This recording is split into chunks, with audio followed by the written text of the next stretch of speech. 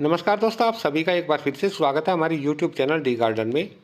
दोस्तों, इस वीडियो में हम बात करने वाले हैं 22 सितंबर 2024 के मौसम पूर्वानुमान की और जानेंगे कि आने वाले दिनों में देश में कैसा मौसम रहने वाला है। तो दोस्तों, जहां एक और देश भर के काफी इलाकों में आने वाले दिनों में या सितंबर के दिनों में अच्छी तेज मानसूनी भारी बारिश होने की संभावना बनी, वहीं आज मौसम विभाग ने अपने नए ताजा वेदर अपडेट में मानसून की वापसी को लेकर के कुछ इशारे किए हैं या इंडिकेट जारी किए हैं, जिससे साफ जाहिर होता है कि शायद जल्द ही मानसून की वापसी उत्तर भारत से शुरू हो जाए या मौसम विभाग जारी कर दे।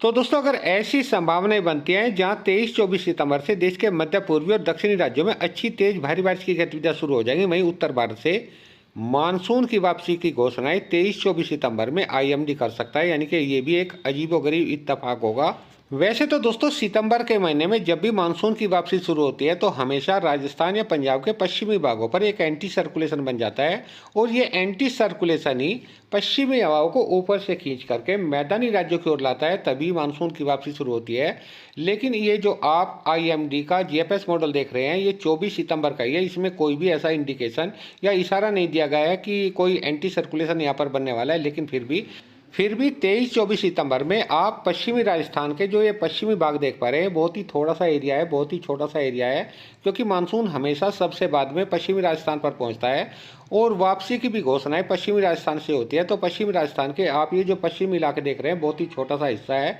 इससे मानसून की वापसी की घोषणाएं 24 सितंबर में आईएमडी जारी कर सकता है। हालांकि दोस्तों, यहाँ पर आप सभी भाइयों को बताता चलूँ कि देखिए एक बार फिर से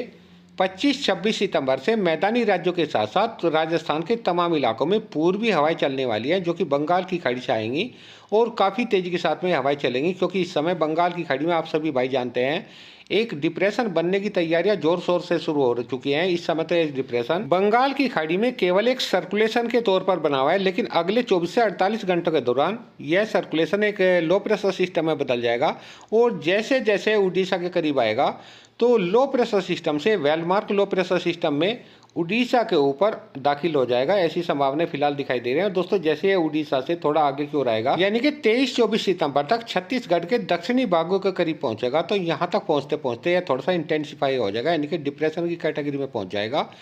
क्योंकि दोस्तों, इस समय बंगाल की खाड़ी में म्यांमार के पास एक अन्य लो प्रेशर सिस्टम बना हुआ है। वह लो प्रेशर सिस्टम भी 25 सितंबर तक बंगाल की खाड़ी से होते हुए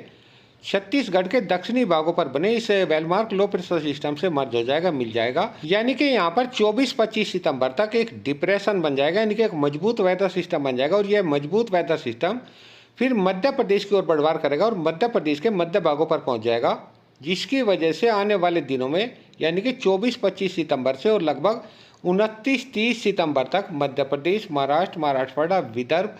तेलंगाना, आंध्र प्रदेश, पूर्वी उत्तर प्रदेश, बिहार, झारखंड, पश्चिम बंगाल, उड़ीसा, छत्तीसगढ़, इन सभी राज्यों के ज़्यादातर भागों में मध्यम तेज भारी बारिश व कुछ इलाकों में अच्छी तेज भारी बारिश होने की संभावना बनेगी। इसी के साथ में पूर्वी राजस्थान और गुजरात के भी काफी भागों में 25-26 सितंबर में हल्की मध्यम व कुछ भागों में तेज बारिश होने की संभावना बनेगी। हालांकि दोस्तों, इस समय तक बंगाल की खाड़ी में एक सर्कुलेशन के तौर पर बना हुआ है, जिससे अगले 24 घंटों के दौरान से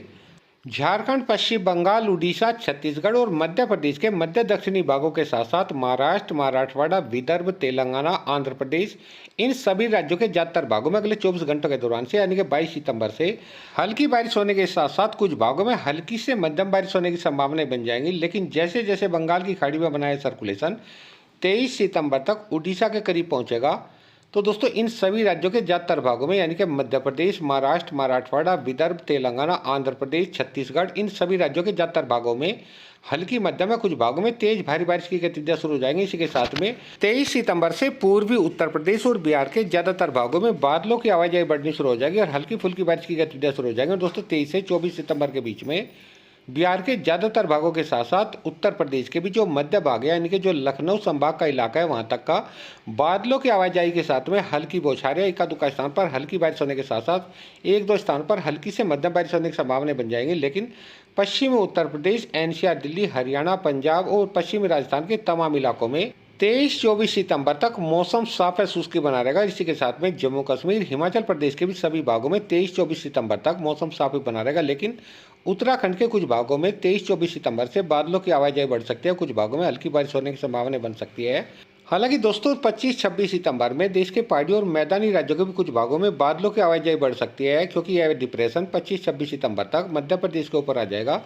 जिससे जम्मू कश्मीर, हिमाचल प्रदेश, उत्तराखंड के कुछ भागों में 25 से 26 सितंबर में हल्की मध्यम बारिश होने की संभावना बन सकती है। इसी के साथ में पश्चिमी उत्तर प्रदेश के साथ साथ एनसीआर, दिल्ली और हरियाणा और पंजाब के भी उत्तरी भागों में, यानी कि जो भाग पंजाब और हरियाणा के पहाड़ी राज्यों से सटे हुए हैं, उनमें 25-26 सितंबर में कुछ बादलों की आवाज़ें बढ़ सकती है। वह इक्का दुक्का स्थानों पर हल्की छूट-फूट बौछारें, हल्की फुल्की बारिश हो सकती है, ऐसी संभावना फिलहाल दिखाई दे रही है। दोस्तों, इससे आगे का जो भी वेदर अपडेट होगा उसके बारे में हम आपको जानकारी देते रहेंगे। मिलते हैं एक नई मौसम खबर के साथ, तब तक के लिए सभी दोस्तों को नमस्कार।